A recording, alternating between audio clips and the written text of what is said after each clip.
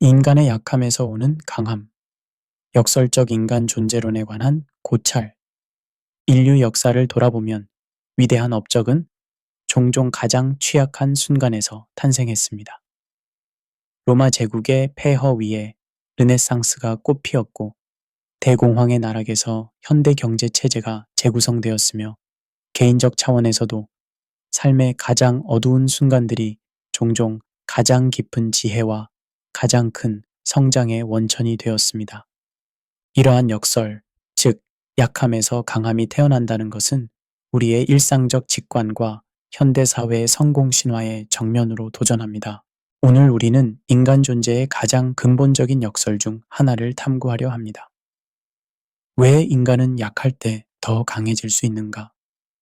이 질문은 단순한 심리적 위로를 넘어 인간 존재의 핵심적 특성과 그 존재론적 의미를 검토하도록 초대합니다.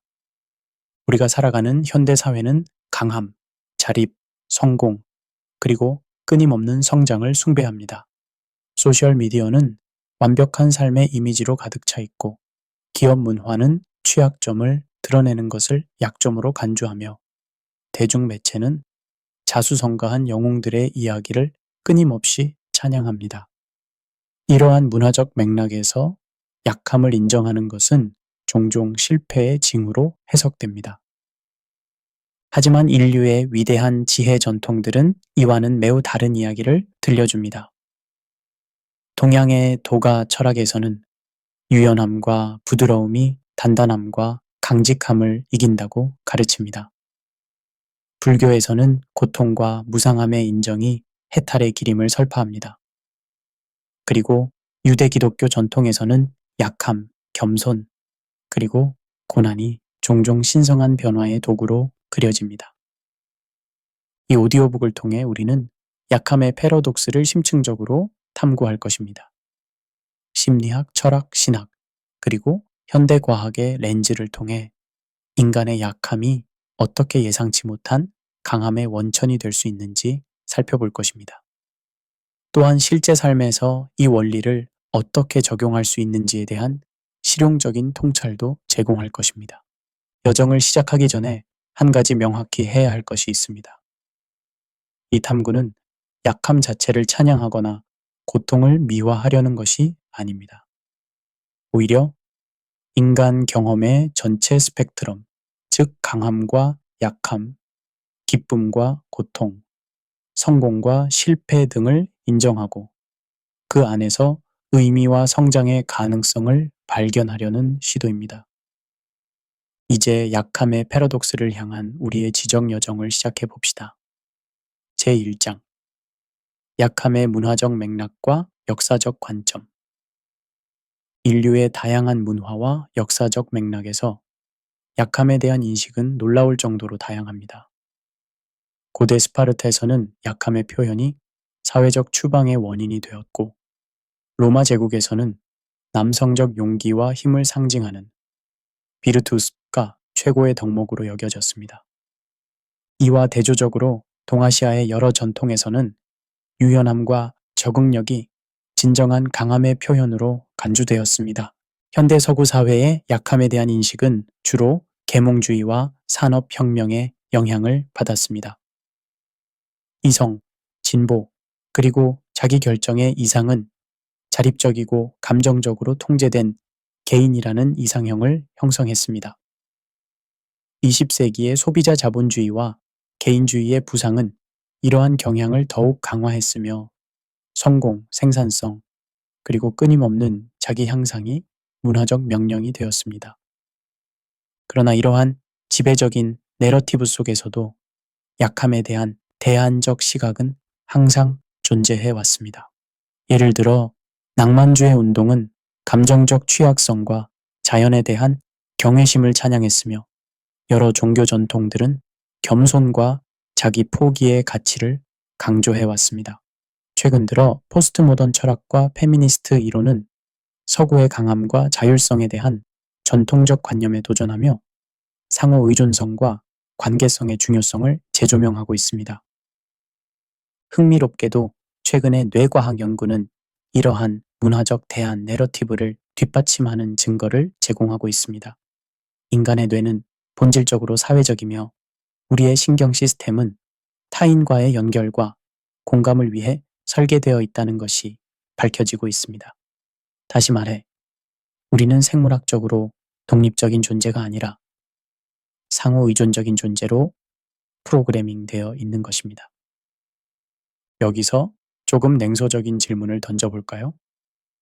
만약 약함의 인정과 상호 의존성이 그렇게 중요하다면 왜 현대 사회는 여전히 이를 혐오하고 회피하는 것일까요?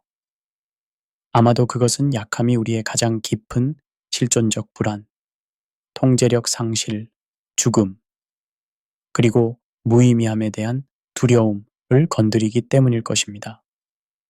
또는 더 단순하게는 약함의 인정이 현대 자본주의의 끊임없는 소비와 성취의 논리와 근본적으로 충돌하기 때문일 수도 있습니다.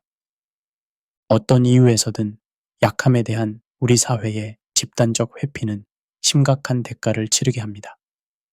정신 건강 위기, 사회적 단절, 그리고 지구 환경의 파괴는 모두 우리의 유한성과 상호 의존성을 인정하기를 거부하는 문화의 증상일 수 있습니다. 이러한 맥락에서 우리의 약함을 재평가하는 것은 단순한 자기 개발의 문제가 아니라 인간 존재의 본질과 우리가 함께 번영할 수 있는 사회의 조건에 대한 근본적인 질문입니다. 성경은 이러한 역설적 지혜를 오래전부터 담고 있었습니다. 사도 바울은 고린도후서 12장 9절과 10절에서 이렇게 선언합니다. 내 은혜가 내게 족하도다. 이는 내 능력이 약한 데서 온전하여짐이라. 내가 약할 그때의 강함이라. 이는 약함이 신성한 능력이 작용할 수 있는 공간을 창조한다는 깊은 통찰을 담고 있습니다. 하지만 현대인들에게 이러한 관점은 종종 비합리적이거나 시대착오적으로 보입니다. 우리는 이런 반응을 이해할 만합니다. 어쩌면 고대의 지혜는 현대의 복잡한 도전들 앞에서 너무 단순해 보일 수 있으니까요. 하지만 과연 그럴까요? 아니면 오히려 현대인들이 근본적인 인간 조건에 대한 이해를 잃어버린 것은 아닐까요? 제2장 약함의 심리학, 취약성과 회복 탄력성의 역설.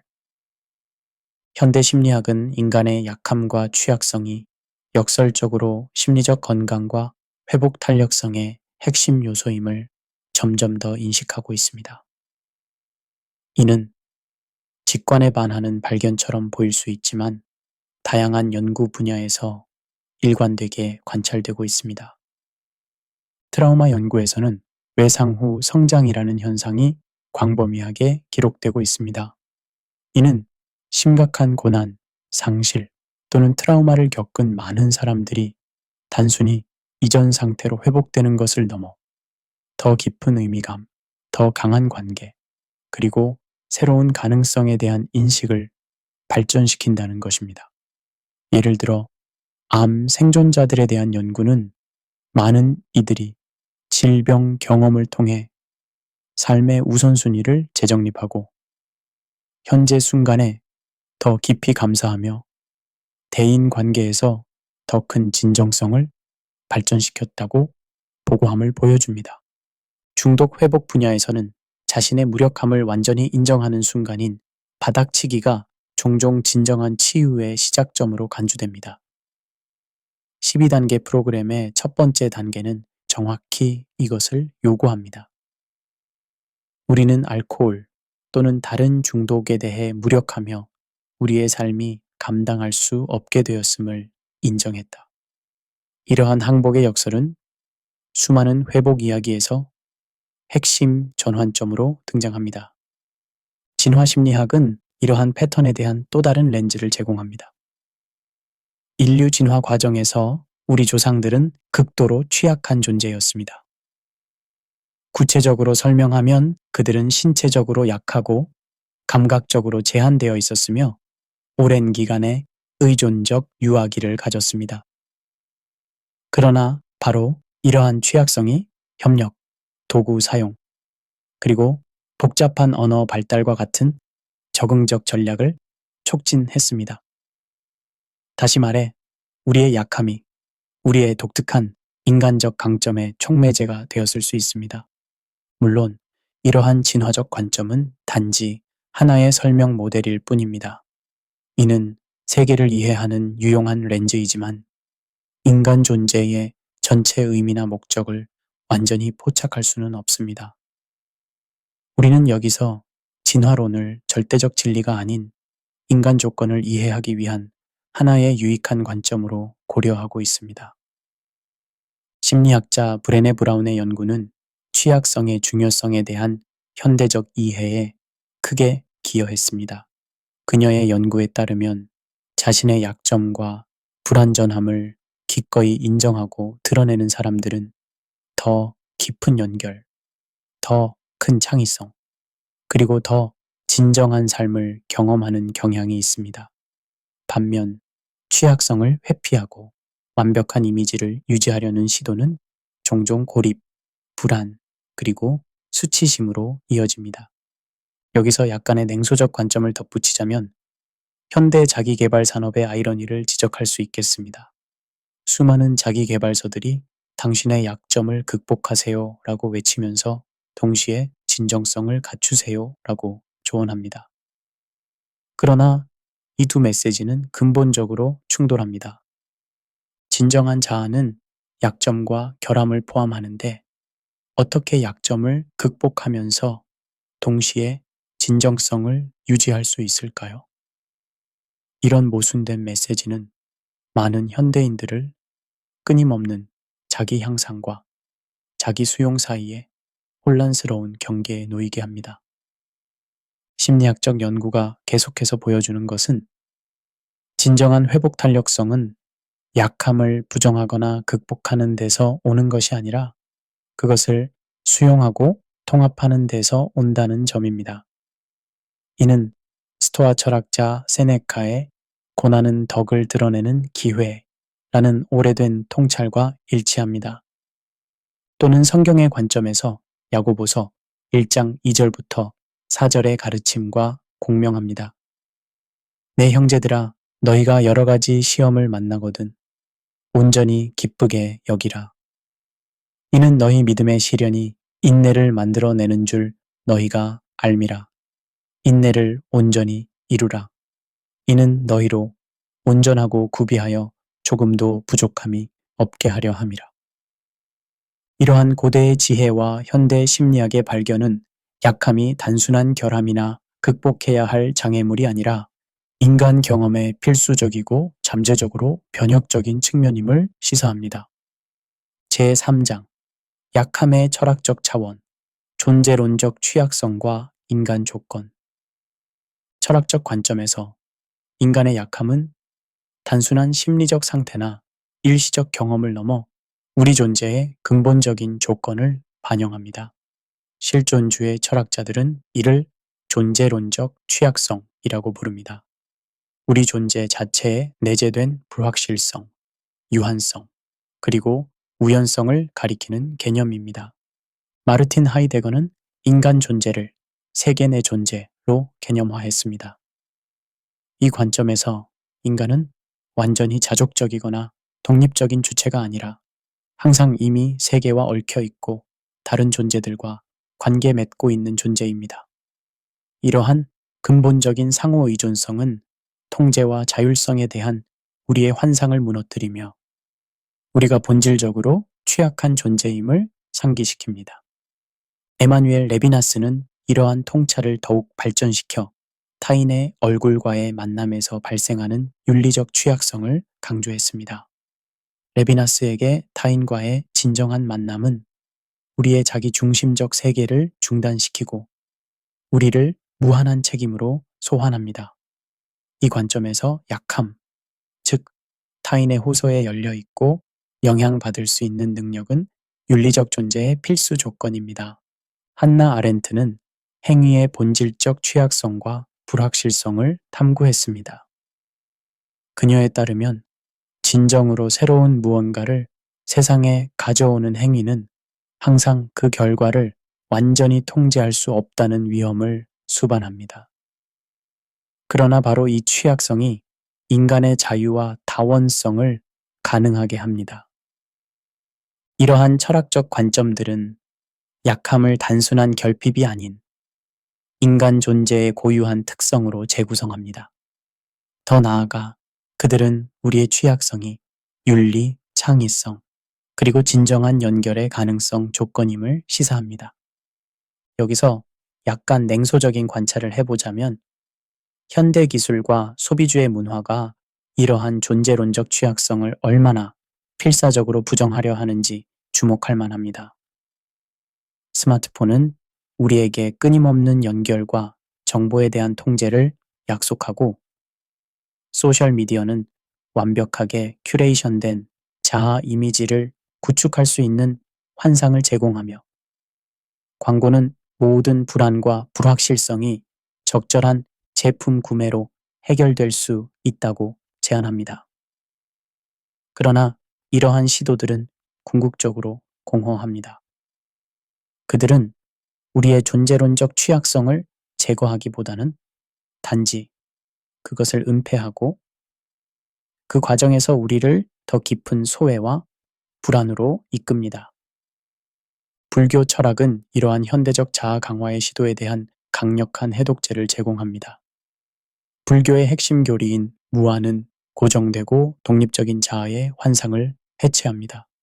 불교에 따르면 우리가 자아라고 생각하는 것은 실제로는 끊임없이 변화하는 조건과 관계의 흐름일 뿐입니다.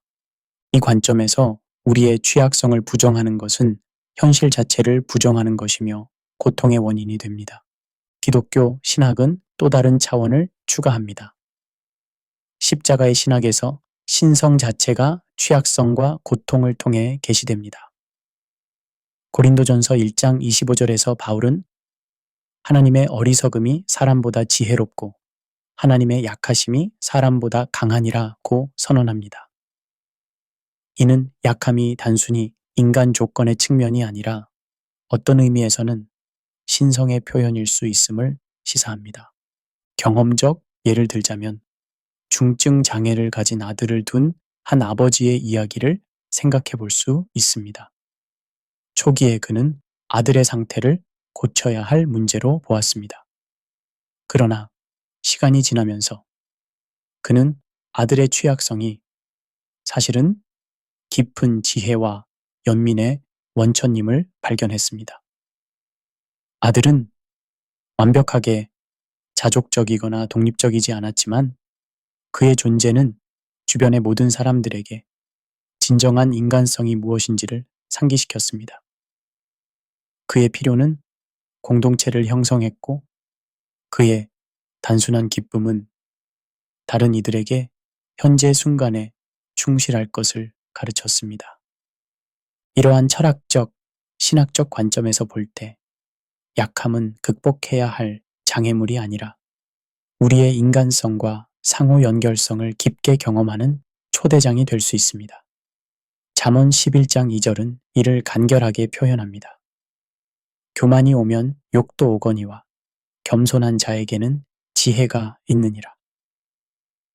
제4장 약함의 신학적 차원, 겸손, 은혜, 그리고 변혁, 종교적 전통, 특히 유대 기독교 전통에서 약함은 단순한 결핍이나 불행이 아니라 신성한 지혜와 변혁의 장소로 이해됩니다. 구약 성경에서 하나님은 종종 약하고 소외된 자들, 즉 노예, 과부, 고아, 이방인들의 편에 서십니다. 출애굽 이야기는 노예 상태의 취약한 민족이 어떻게 하나님의 구원 행위의 주요 수혜자가 되었는지를 보여줍니다. 시편에서는 깨어진 마음과 통회하는 영혼이 하나님께서 가장 가까이 계신 장소로 묘사됩니다. 시편 51편 17절은 하나님께서 구하시는 제사는 상한 심령이라.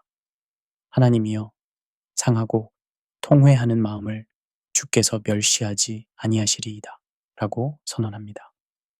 예수의 산상수훈은 이러한 역설적 영성을 확장합니다. 심령이 가난한 자는 복이 있나니, 애통하는 자는 복이 있나니, 온유한 자는 복이 있나니 라고 예수는 가르칩니다. 그의 가르침은 문화적 가정을 뒤집어 약함과 취약성이 실제로 하나님 나라에 들어가는 관문임을 제안합니다. 십자가 자체는 이 역설의 궁극적 표현입니다. 기독교 신앙의 중심에는 전능한 신이 가장 극단적인 인간의 취약성, 즉 고통, 버림받음, 심지어 죽음까지를 자발적으로 취하신다는 믿음이 있습니다. 십자가에서 하나님은 권력과 지배의 논리를 전복시키고 자기 비움과 자기 희생적 사랑이 진정한 신성의 본질임을 계시합니다. 사도 바울은 이 역설을 자신의 신학의 중심에 놓았습니다. 그의 약함의 신학은 고린도전서 1장 27절과 28절에서 강력하게 표현됩니다. 그러나 하나님께서 세상의 미련한 것들을 택하사 지혜 있는 자들을 부끄럽게 하려 하시고 세상의 약한 것들을 택하사 강한 것들을 부끄럽게 하려 하시며 하나님께서 세상의 천한 것들과 멸시받는 것들과 없는 것들을 택하사 있는 것들을 패하려 하시나니. 이러한 관점에서 약함은 단순히 인내해야 할 상태가 아니라 신성한 은혜와 변혁적 능력이 우리 삶에 들어오는 통로입니다. 바울은 자신의 개인적 경험을 통해 이를 증언합니다. 그의 가시에 대해 그는 주님으로부터 내 은혜가 내게 족하도다. 이는 내 능력이 약한 데서 온전하여짐이라 는 응답을 받았다고 기록합니다. 이에 바울은 선언합니다. 그러므로 도리어 크게 기뻐함으로 나의 여러 약한 것들에 대하여 자랑하리니 이는 그리스도의 능력이 내게 머물게 하려 함이라. 그리고 뒷부분에는 이는 내가 약한 그때의 강함이라.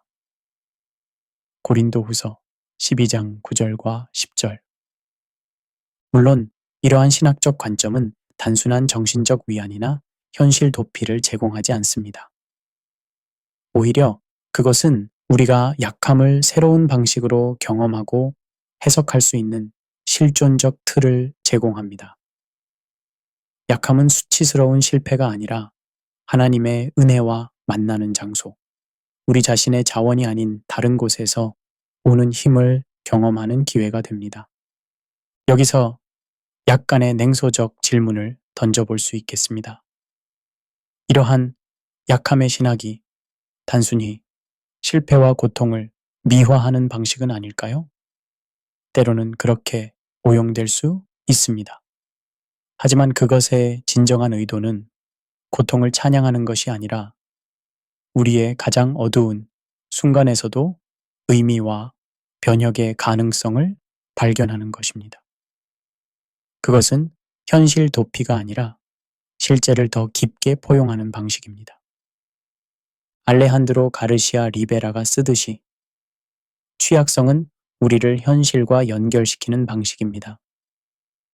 그것은 우리가 통제할 수 없는 것들에 대한 우리의 반응이자 우리 존재의 실제 조건과 만나는 장소입니다.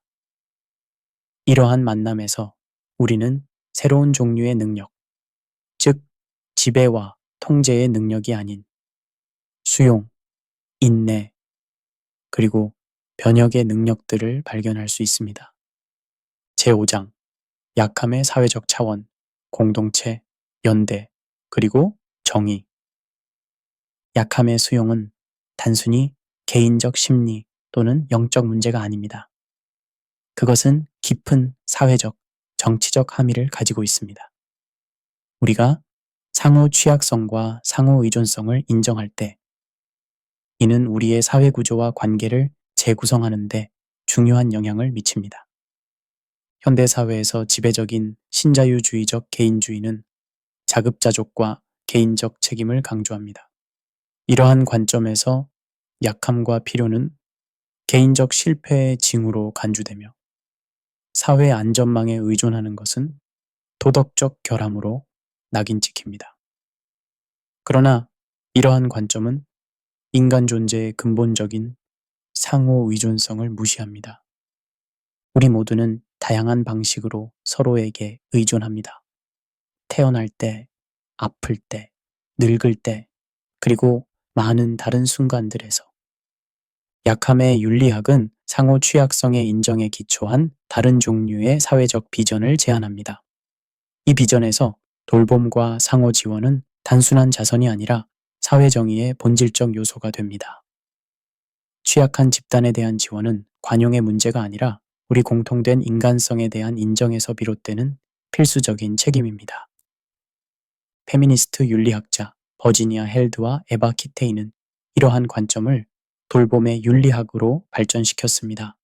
그들에 따르면 인간은 본질적으로 관계적 존재이며 의존과 돌봄은 우리 삶의 중심적 측면입니다.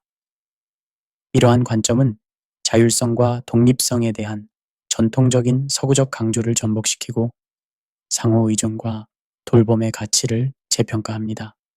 흥미롭게도 사회학 연구는 더 평등하고 더 강한 사회적 안전망을 가진 사회가 전반적으로 더 행복하고 건강하며 회복력 있는 경향이 있음을 보여줍니다. 이는 약함과 취약성을 수용하는 사회 구조가 실제로 더 강한 공동체와 더 나은 삶의 질로 이어질 수 있음을 시사합니다. 성경은 오래전부터 이러한 상호 의존성의 윤리를 가르쳐 왔습니다. 구약의 율법은 과부, 고아, 이방인, 가난한 자들 같은 특별히 사회의 가장 취약한 구성원들을 보호하도록 설계되었습니다. 신약에서 예수는 마태복음 25장 40절에서 너희가 여기 내 형제 중에 지극히 작은 자 하나에게 한 것이 곧 내게 한 것이니라. 고 선언함으로써 이 전통을 확장했습니다. 초기 기독교 공동체는 상호 의존과 취약성을 중심으로 구성되었습니다.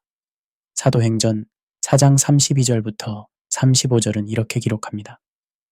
믿는 무리가 한 마음과 한 뜻이 되어 모든 물건을 서로 통용하고 자기 재물을 조금이라도 자기 것이라 하는 이가 하나도 없더라.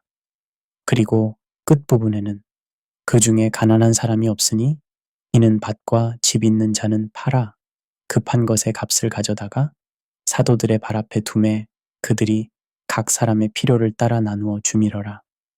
물론 이러한 공동체적 비전은 현대 개인주의 문화와 첨예하게 대조됩니다. 이에 대해 냉소적인 관점을 취한다면 우리는 이렇게 물을 수 있습니다. 과연 오늘날 이런 상호 의존적 공동체가 실현 가능할까요? 혹은 이것은 단지 나이브한 유토피아적 꿈에 불과할까요? 그러나 현대 사회에서도 이러한 비전의 실현 가능성을 보여주는 흥미로운 사례들이 있습니다. 예를 들어 장바니의 라르쉬 공동체는 지적 장애가 있는 사람들과 없는 사람들이 함께 살며 서로의 독특한 선물과 필요를 인정하는 공동체입니다. 이러한 공동체에서 취약성은 수치스러운 것이 아니라 진정한 관계와 상호성을 위한 기회로 경험됩니다. 또 다른 예로 재난 후 자발적으로 형성되는 상호 지원 네트워크들을 들 수 있습니다. 사회학자 레베카 솔리슨, 재난 후에 종종 놀라운 연대와 이타주의의 물결이 일어남을 기록했습니다. 이러한 순간들의 공통된 취약성의 인식이 종종 더 깊은 공동체와 상호 돌봄을 위한 토대를 형성합니다. 이러한 사례들은 약함과 취약성의 인정이 단순히 개인적 치유나 영적 성장의 문제가 아니라 더 정의롭고 연민 있는 사회 구조를 위한 기초가 될 수 있음을 시사합니다. 데살로니가전서 5장 14절은 이를 아름답게 표현합니다. 또 형제들아 너희를 권면하노니 게으른 자들을 권계하며 마음이 약한 자들을 격려하고 힘이 없는 자들을 붙들어 주며 모든 사람에게 오래 참으라. 제6장 약함의 리더십, 섬김과 취약성의 힘. 현대 문화는 종종 리더십을 완전한 자신감, 결단력, 그리고 무결함과 연관시킵니다. 그러나 최근의 리더십 연구는 효과적인 리더십에 있어 취약성과 겸손의 중요성을 점점 더 인식하고 있습니다. 짐 콜린스는 좋은 기업을 위대한 기업으로 만드는 리더들을 연구하며 가장 효과적인 리더들이 종종 겸손함과 직업적 의지의 역설적 혼합을 보여준다는 것을 발견했습니다. 그가 레벨 5 리더십이라고 부르는 이 스타일은 개인적 영광보다 조직의 성공에 초점을 맞추고 성공은 공유하고 실패는 책임지는 특성을 보입니다. 브레네 브라운의 연구는 취약성이 어떻게 더 진정성 있고 효과적인 리더십으로 이어지는지를 보여줍니다. 자신의 불확실성, 실수, 그리고 한계를 인정할 수 있는 리더들은 더 큰 신뢰와 충성심을 얻는 경향이 있으며 이는 결과적으로 더 창의적이고 혁신적인 조직 문화로 이어집니다.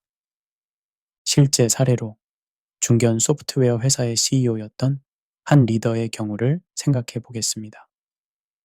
회사가 심각한 재정적 위기에 직면했을 때 그는 완벽한 통제력과 확신을 가장하는 대신 전체 직원 미팅에서 상황의 심각성과 자신의 불안, 그리고 앞으로의 길에 대한 불확실성을 솔직하게 공유했습니다. 놀랍게도 이러한 취약성의 표현은 팀의 단합과 창의적 문제 해결을 촉진했습니다. 직원들은 리더의 진정성에 응답하여 비용 절감 아이디어를 제안하고 추가 근무를 자원하며 심지어 일시적인 급여 삭감까지 수용했습니다. 결과적으로 회사는 위기를 극복하고 이전보다 더 강해졌습니다.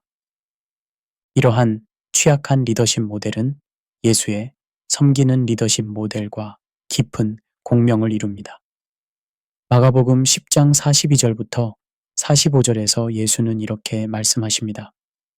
이방인의 집권자들이 그들을 임의로 주관하고 그들의 고관들이 그들에게 권세를 부리는 줄을 너희가 알거니와 너희 중에는 그렇지 않을지니 너희 중에 누구든지 크고자 하는 자는 너희를 섬기는 자가 되고 너희 중에 누구든지 으뜸이 되고자 하는 자는 모든 사람의 종이 될지니라. 인자가 온 것은 섬김을 받으려 함이 아니라 도리어 섬기려 하고 자기 목숨을 많은 사람의 대속물로 주려 함이니라. 여기서 흥미로운 냉소적 관찰을 할 수 있습니다.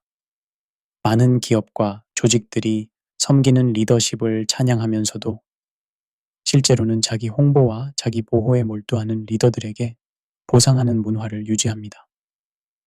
이러한 이중성은 종종 조직 내의 신뢰를 침식시키고 냉소주의를 키웁니다. 그러나 취약한 리더십을 진정으로 실천하는 리더들은 놀라운 결과를 얻을 수 있습니다. 그들은 더 강한 신뢰, 더 진정한 소통, 그리고 공동의 목적의식을 기반으로 한 문화를 구축합니다.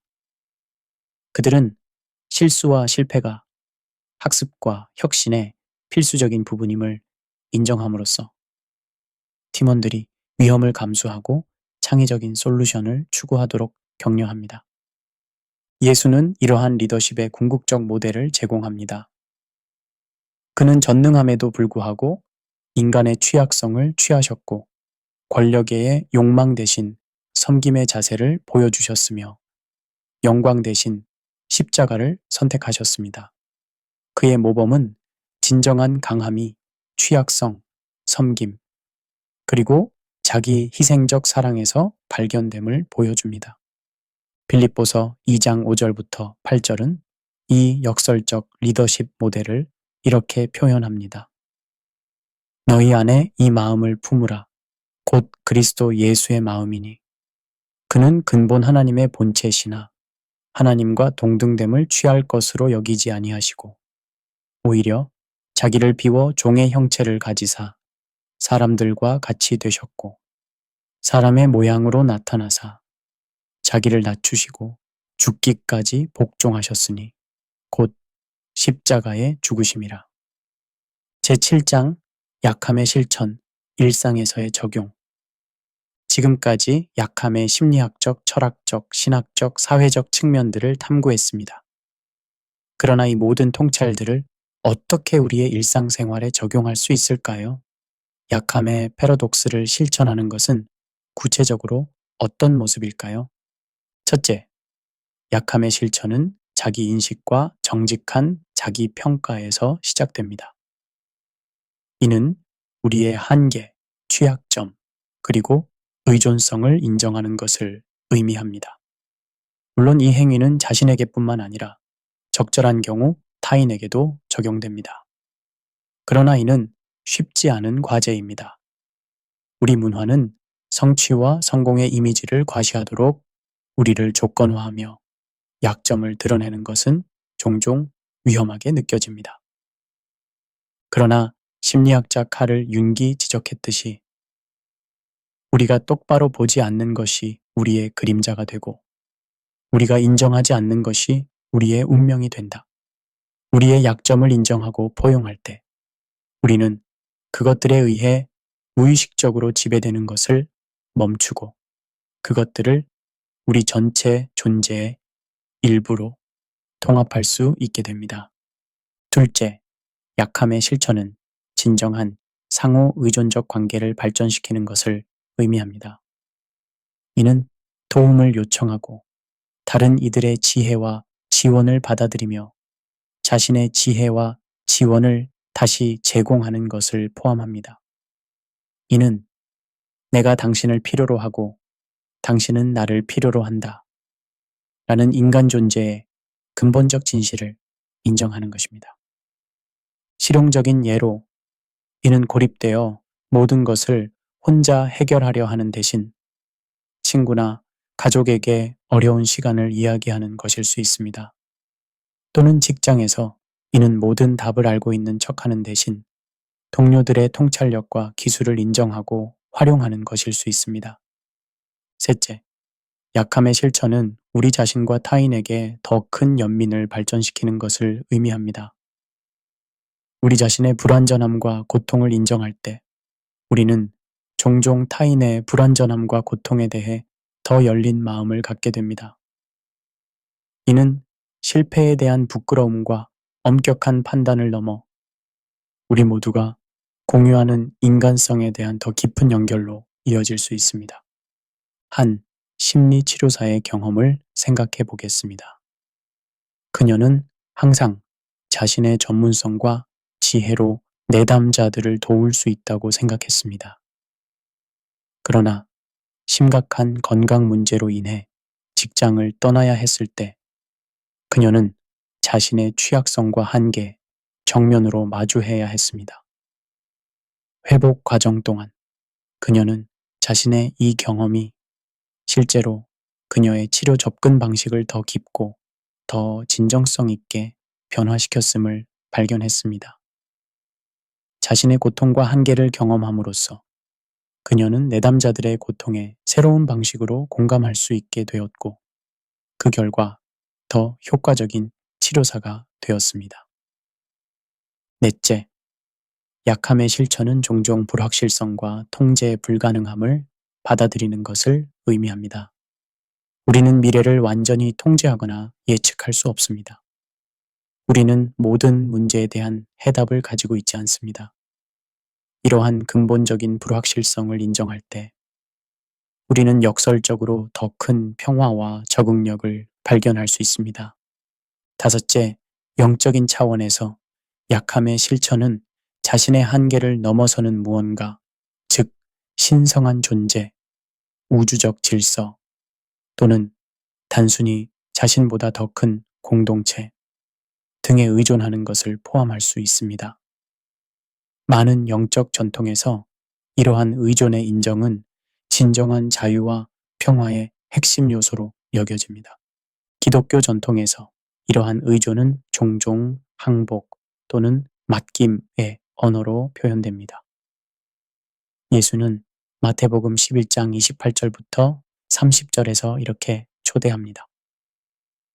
수고하고 무거운 짐진 자들아 다 내게로 오라. 내가 너희를 쉬게 하리라.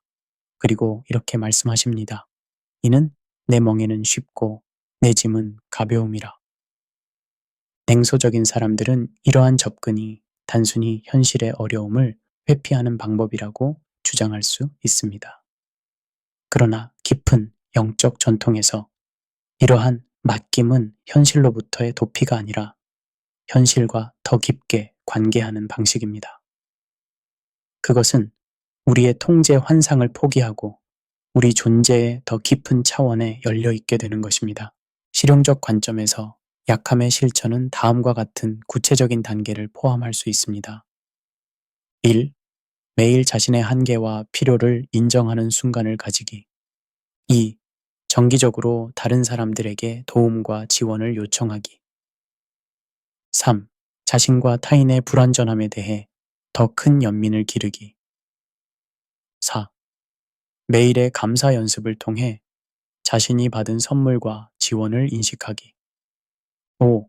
불확실성과 통제 불가능함에 대한 더 큰 수용 발전시키기. 그리고 6.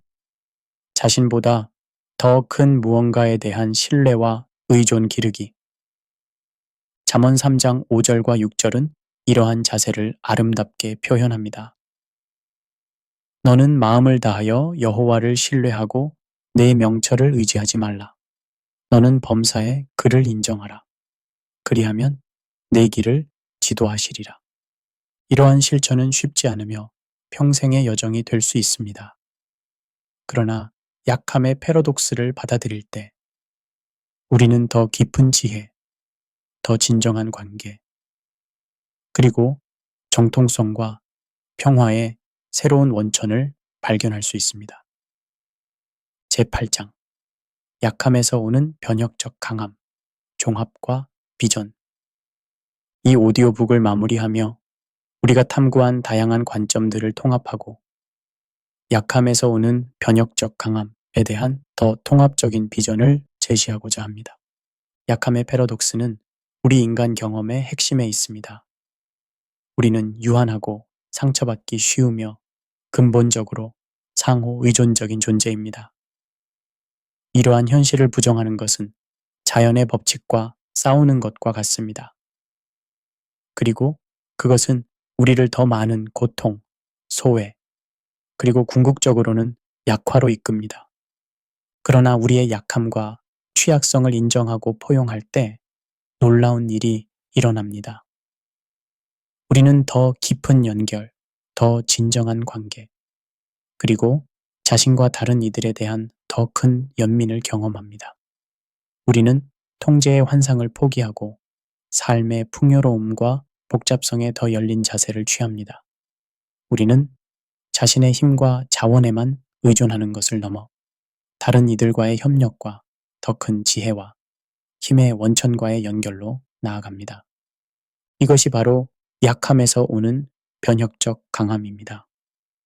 그것은 취약성을 억압하거나 부정함으로써 얻는 가짜 강함이 아닙니다.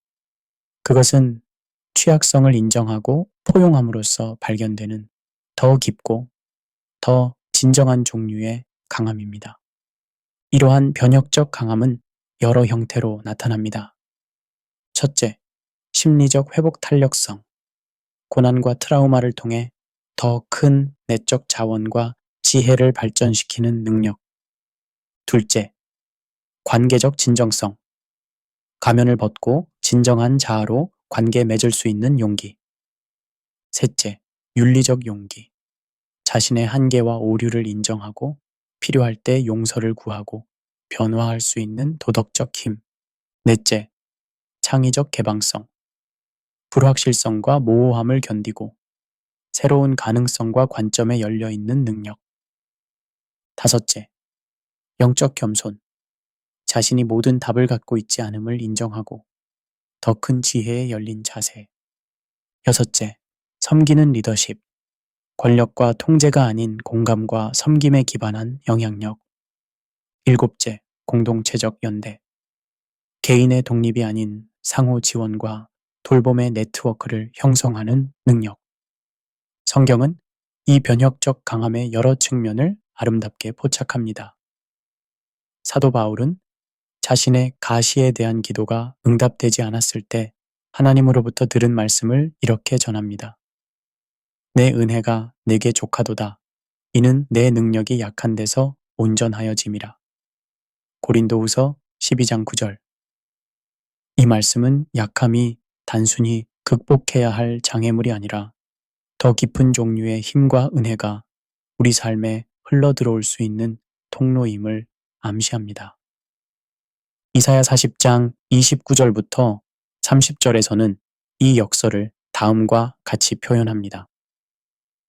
피곤한 자에게는 능력을 주시며 무능한 자에게는 힘을 더하시나니 소년이라도 피곤하며 곤비하며 장정이라도 넘어지며 쓰러지되 오직 여호와를 앙망하는 자는 새 힘을 얻으리니 독수리가 날개치며 올라감 같을 것이요 다른 박질하여도 곤비하지 아니하겠고 걸어가도 피곤하지 아니하리로다. 물론 이 모든 것을 단순히 이상주의적인 관점으로 치부하기는 쉽습니다. 우리는 여전히 경쟁적이고 종종 무자비한 세상에 살고 있으며 약함의 표현은 종종 위험할 수 있습니다. 그러나 역설적으로 바로 그 위험성이 이 패러독스의 진정한 힘을 증명합니다. 불확실성, 취약성, 그리고 상호의존성은 단지 받아들여야 하는 불편한 현실이 아니라 더 깊은 인간성과 더 의미 있는 삶으로 들어가는 문이 될 수 있습니다. 현대 시인 러나드 코헨은 모든 것에는 금이 있다. 그것이 빛이 들어오는 방법이다. 라고 썼습니다. 이는 약함의 패러독스를 아름답게 포착합니다.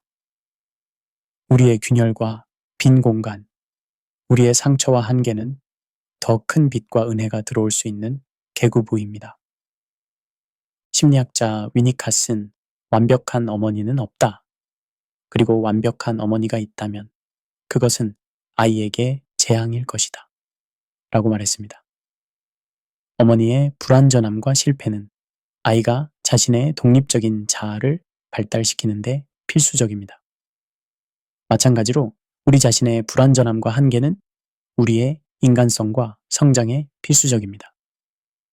결론적으로 왜 인간은 약할 때 더 강해질 수 있는가? 라는 질문에 대한 우리의 답변으로 돌아가 봅시다. 그것은 우리의 약함이 자기 충족적인 환상을 깨고 우리를 더 깊은 진실과 관계로 열어주기 때문입니다. 그것은 약함이 우리의 통제 환상을 해체하고 더 큰 지혜와 은혜에 우리를 열어주기 때문입니다. 그것은 약함의 인정이 우리를 더 진정한 자아와 더 진정한 공동체로 이끌기 때문입니다. 이것이 바로 고대의 지혜 전통들이 오랫동안 알고 있었던 것이며 현대 심리학과 신경과학이 재발견하고 있는 것입니다. 진정한 강함은 취약성을 부정하는 것이 아니라 그것을 포용하는 데서 옵니다. 다르게 말하자면 우리가 물어야 할 질문은 어떻게 더 강해질 수 있을까가 아니라 어떻게 더 진정성 있게 약해질 수 있을까? 일지도 모릅니다. 이 역설을 받아들일 때 우리는 단순한 인간적 강함을 넘어 우리를 통해 흐르는 더 깊고 더 신성한 강함을 발견할 수 있습니다. 잠언 3장 5절과 6절은 이러한 약함의 지혜를 다음과 같이 요약합니다. 너는 마음을 다하여 여호와를 신뢰하고 내 명철을 의지하지 말라. 너는 범사의 그를 인정하라 그리하면 네 길을 지도하시리라. 마치며 이 오디오북을 통해 우리는 인간 존재의 깊은 역설, 약함에서 오는 강함을 탐구했습니다. 우리는 심리학, 철학, 신학, 사회과학의 통찰을 통해 이 역설의 다양한 측면들을 살펴보았습니다. 우리는 약함이 단순한 결핍이나 극복해야 할 장애물이 아니라 더 깊은 인간성, 더 진정한 관계, 그리고 더 변혁적인 종류의 강함으로 가는 문이 될 수 있음을 발견했습니다. 이러한 통찰들을 여러분의 삶에 어떻게 적용할지는 여러분에게 달려 있습니다. 아마도 그것은 더 큰 취약성과 진정성으로 관계에 임하는 것일 수 있습니다. 또는 자신의 한계와 필요를 더 솔직하게 인정하는 것일 수 있습니다. 또는 자신뿐만 아니라 다른 이들의 약함에 대해서도 더 큰 연민을 기르는 것일 수 있습니다. 어떤 형태로든 우리가 약함의 패러독스를 받아들일 때 우리는 성경이 오래전부터 증언해 온 진리를 경험하게 됩니다. 내가 약한 그때의 강함이라. 고린도후서 12장 10절. 끝까지 들어주셔서 진심으로 감사드립니다. 이 내용이 여러분의 삶에 의미 있는 통찰과 변화를 가져오길 바랍니다. 더 많은 이러한 내용을 원하신다면 저희 유튜브 채널을 구독해 주세요. 구독 버튼을 누르시고 알림 설정을 해두시면 새로운 오디오북과 콘텐츠가 업로드될 때마다 가장 먼저 소식을 받아보실 수 있습니다. 여러분의 지속적인 관심과 지원이 저희에게 큰 힘이 됩니다. 다음 오디오북에서 다시 만나 뵙겠습니다. 감사합니다.